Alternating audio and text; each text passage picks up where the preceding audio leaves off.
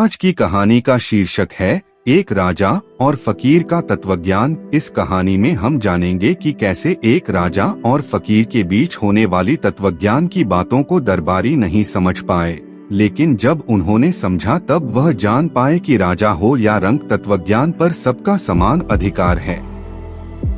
तत्वज्ञान का अर्थ है हर चीज को उसके तत्व से जानना, यानी उसके आधार से जानना।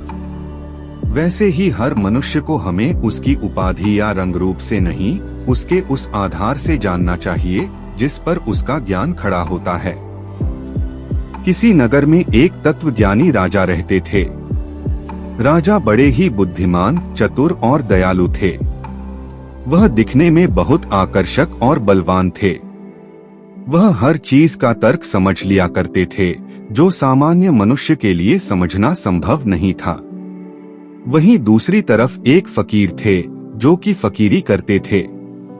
राजा के समान उनमें भी तत्वज्ञान था, लेकिन वह अपने तत्वज्ञान को कभी भी साफ साफ तरीके से नहीं कहते थे। वह जो भी कहते उसे पहेलियों में कहा करते थे, जो कि सबकी समझ से बाहर की बात थी। शरीर की दुर्बलता के कारण फकीर को धन की आवश्यकता पड़ी। उसने राजा के बारे में सुना था कि वह भी बहुत बड़ा दयालु और तत्वज्ञानी भी है, इसलिए उन्होंने फैसला किया कि वह राजा के पास ही मदद लेने के लिए जाएंगे। फकीर राजा के मिलने के लिए उनके महल में पहुंचे। राजा के द्वार पर दरबारी पहरा दे रहे थे, तभी वहां फकीर आए। फकीर बोले, मुझे राजा से मिलना है, मैं उनका भाई हूँ। दरबारियों ने फकीर को ऊपर से नीचे तक घूर कर देखा। वह जोरों से हंसने लगे और कहने लगे, आपको लोगों से मजाक करना पसंद है या लोगों से मजाक उड़वाना? यहाँ से चले जाओ। एक दरबारी बोला, हमें यहाँ पर कार्य करते हुए बहुत समय बीत चुका है। हम जानते हैं कि राजा का कोई भी भाई नहीं है, इसलिए अपना और हमारा वक्त बर्बाद मत करो, यहाँ से निकल जाओ। फकीर बोला, मैं सत्य कह रहा हूँ, मैं राजा का ही भाई हूँ, बिल्कुल उन्हीं की तरह हूँ। वो मुझे पहचान लेंगे, बस मुझे उनसे मिलना है। मेरा संदेश राजा तक पहुँचा दो। दूसरा दरबारी बोला, फकीर इस उम्र में आकर क्यों झूठ बोल रहे हो? तुम उनकी तरह बिल्कुल नहीं है। एक तरफ हमारे तत्वज्ञानी बलवान और देखने में बेहद आकर्षक राजा, और दूसरी तरफ तुम खुद को कभी देखा है बूढ़े, कमजोर और लाचार, और खुद को राजा का भाई कहते हो।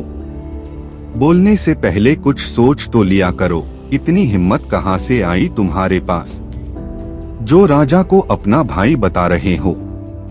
फकीर बोला, हाँ, हिम्मत तो मुझ में है। तुम्हारी इतनी भिन्नताएं गिनाने के बाद भी मैं कहता हूँ वह मेरे भाई हैं। वह तत्वज्ञानी है तो अपने तत्वज्ञानी भाई को जरूर पहचान लेंगे। दरबारी फिर बोला, अगर तुम्हें राजा से मिलना है तो तुम मुझे बता सकते हो, लेकिन उसके लिए तुम्हें झूठ बोलने की जरूरत नहीं है।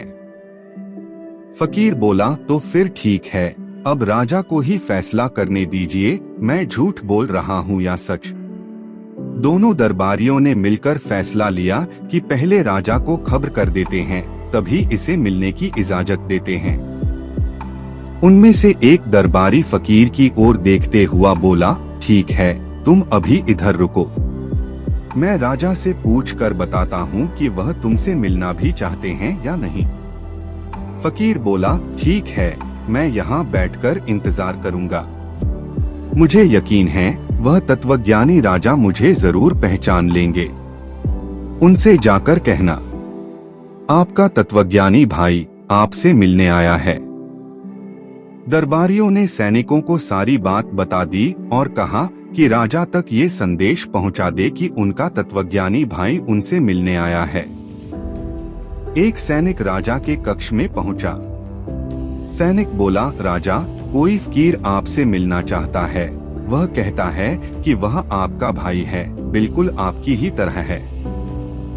राजा ने जब यह सुना कि कोई फकीर उन्हें अपना भाई बता रहा है तो वह कुछ सोच में पड़ गए। राजा बोले, तुमने ठीक से सुना ना, उसने क्या कहा? सैनिक बोला, हाँ, उसने कहा आपका तत्वज्ञानी भाई आपसे मिलने आया है। यह बात सुनते ही राजा फिर सोच में पड़ गए और उन्होंने आखिर में फकीर को दरबार में बुला ही लिया।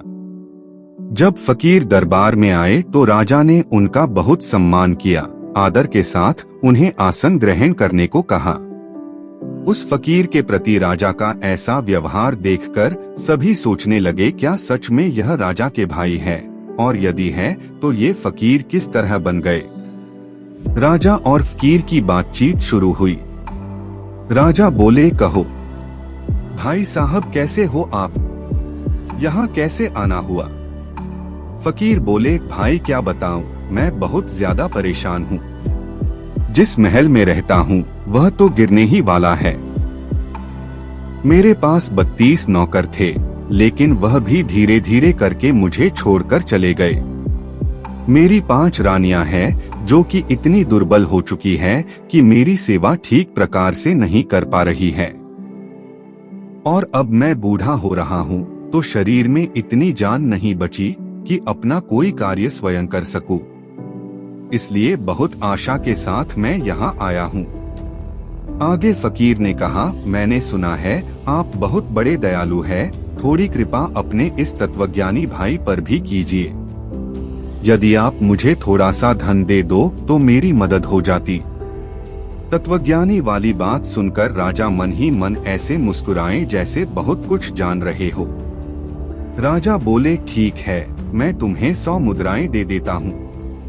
फकीर बोला, भाई मैं तो आपके पास बहुत ही ज्यादा उम्मीद लेकर आया था और आप मुझे सिर्फ 100 मुद्राएं दे रहे हैं। इन 100 मुद्राओं से मेरा क्या होगा, यह तो आपकी शान के खिलाफ है। यह सब सुनकर दरबार में उपस्थित सारे लोग आश्चर्य में पड़ गए। उन्हें पता ही नहीं था कि राजा का कोई भाई भी है। वह फकीर की बातों पर भी यकीन नहीं कर पा रहे थे कि उसके पास महल भी हो सकता है। दोनों की बातें उनके सिर के ऊपर से जा रही थी। राजा फिर बोले, आजकल रियासत पर इतना खर्च हो रहा है कि मेरे पास खजाने की कमी हो गई है, इसलिए मैं तुम्हारी इससे ज्यादा मदद नहीं कर सकता। फकीर बोला, अगर आपके पास धन की कमी है तो मैं आपको बताता हूँ कि आपको धन कहाँ से मिलेगा। अफ्रीका महाद्वीप को पार करके आपको सोने का खजाना मिल जाएगा। राजा बोला, पर उस महाद्वीप को कैसे पार किया जाए, इसके बीच तो एक बहुत बड़ा समुद्र पड़ता है। फकीर बोला, कोई नहीं, मैं तुम्हारे साथ चलूंगा।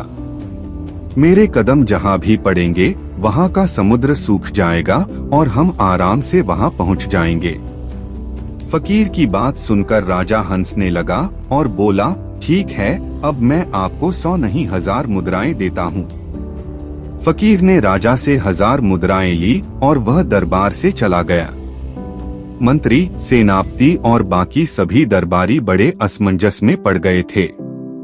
उन्हें समझ ही नहीं आ रहा था कि अभी अभी उन्होंने क्या देखा और क्या सुना। उनकी कोई भी बात उन लोगों के पल्ले नहीं पड़ी थी। इसलिए मंत्री ने बड़े आश्चर्य से राजा से पूछा। मंत्री बोला, राजा, आप दोनों की बातें तो हमारी समझ के बाहर है।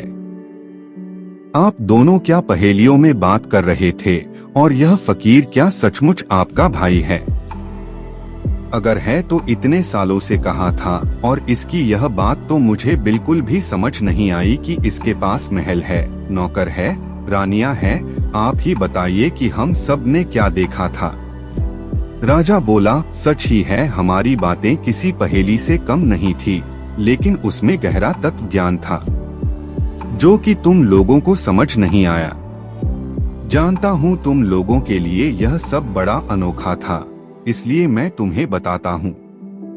फकीर ने जो कहा था वह सत्य ही कहा था कि वह मेरा भाई है। मैं इस नगर का राजा हूँ तो वह धर्म का राजा है, उस नाते तो वह मेरा भाई हुआ। और एक दूसरे तरीके से भी मैं उसका भाई हुआ। मेरे पास अपार धन है, मैं लक्ष्मी का पुत्र हूँ, और वह गरीब है तो वह गरीबी का पुत्र है, और लक्ष्मी और गरीबी तो बहनें होती है। उसका यह कहना कि उसका महल अब गिरने वाला है, इससे उसका अभिप्राय यह था कि उसका शरीर बूढ़ा हो चुका है और वह कभी भी मर सकता है। उसके 32 नौकर उसको छोड़कर जा चुके हैं। इससे उसका अभिप्राय यह था कि उसके 32 दांत धीरे धीरे झड़ गए हैं और अब उसके मुंह में एक भी दांत नहीं है। और जो उसने अपनी 5 रानियों के बारे में बताया था कि वह अब बहुत दुर्बल हो चुकी है, इसका अर्थ यह था कि उसकी 5 इंद्रियां अब बहुत शिथिल पड़ चुकी है, इसलिए उससे अब कोई काम नहीं होता है। सेनापति ने यह सब सुनकर कहा, राजा सच में आप बहुत बड़े तत्वज्ञानी हो, लेकिन मैं यह जानना चाहता हूँ कि उस फकीर ने यह क्यों कहा था, समुद्र में पैर रखेगा तो पानी सूख जाएगा। इसका क्या अर्थ था? राजा बोला, मैंने उसे 100 मुद्राएं दी थी, इसलिए उसने मुझ पर एक प्रकार का व्यंग्य किया था कि जैसे समुद्र में पानी को छूते ही सुखा देता है, उसी प्रकार उसने महल में कदम रखा है तो मेरा धन भी कम होता जाएगा। इसलिए मैंने उसे 100 मुद्राओं के बदले 1000 मुद्राएं भेंट कर दी। सेनापति और बाकी दरबारी ने राजा के आगे हाथ जोड़ लिए। वह दरबारी भी राजा की बात सुन रहे थे। वह कहने लगे, राजा मैंने उस फकीर को देखकर उसे कम आंक लिया था, लेकिन अब मैं जान पाया हूँ कि आपकी तरह वह भी एक तत्वज्ञानी था। राजा बोला, तत्वज्ञान किसी को भी प्राप्त हो सकता है, इसलिए हमें कभी किसी को देखकर यह अंदाजा नहीं लगना चाहिए कि वह कुछ जानता है या नहीं। जैसे एक प्राणी का दर्द वही महसूस कर सकता है जो दर्द क्या है जानता हो, उसी प्रकार एक तत्वज्ञानी का भाषा वही समझता है जो उसका अर्थ जानता हो। यह कहानी हमें यह बताने का प्रयास कर रही है कि एक तत्वज्ञानी ही दूसरे तत्वज्ञानी की बातों को समझ सकता है। ऐसा ही हमारी आम जिंदगी में भी होता है कि हम जीवन को नहीं समझ पाते तो जीवन भी हमें नहीं समझता। इसलिए हर चीज को तत्व से जानने की आवश्यकता होती है। जिस प्रकार एक तत्वज्ञानी को तत्वज्ञानी ही जान सकता है, उसी प्रकार जीवन को भी वही जान सकता है जो जीवन के तत्व या आधार को समझता हो। हेलो दोस्तों, उम्मीद है कि आपको ये स्टोरी अच्छी लगी होगी। स्टोरी अच्छी लगी हो तो स्टोरी को लाइक और अपने दोस्तों के साथ शेयर करें। तो मिलते हैं फिर ऐसी ही स्टोरी में नेक्स्ट स्टोरी वीडियो में। अगर आप इस चैनल पर नए हैं तो आप मेरे इस YouTube चैनल स्टोरी अड्डा बाय AP को सब्सक्राइब करें। Thanks for watching.